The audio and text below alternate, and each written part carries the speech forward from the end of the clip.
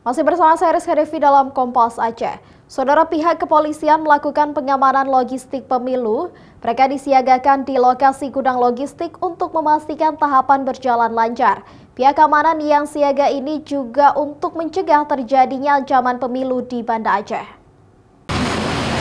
Tim gabungan TNI Polri siaga dalam mengamankan logistik pemilu. Mereka juga mengawal tahapan pemilu di Banda Aceh, mulai dari pengawalan gudang, bilik hingga surat suara. Proses pelipatan surat suara juga dikawal ketat oleh tim gabungan ini.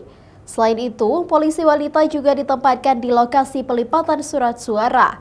Petugas yang melipat surat suara terlebih dahulu diperiksa saat akan masuk ke lokasi pelipatan surat suara. Hal ini dilakukan untuk memastikan tidak adanya kecurangan dalam pelipatan surat suara ini. Kita di awal masuknya kotak suara dan lain sebagainya, kita sudah melaksanakan pengamanan. Ya.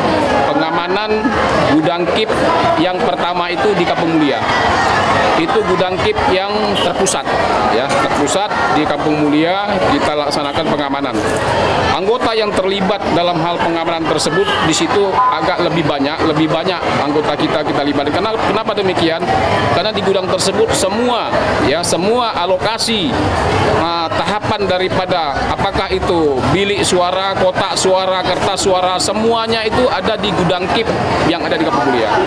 Menurut data KIP Kota Banda Aceh, hingga kemarin terdapat 300 lebih surat suara pemilihan anggota Dewan Perwakilan Rakyat Aceh dinyatakan rusak. Pihak keamanan nantinya akan mengawal hingga surat suara yang rusak ini dimusnahkan nantinya. Syahril, Kompas TV, Banda Aceh.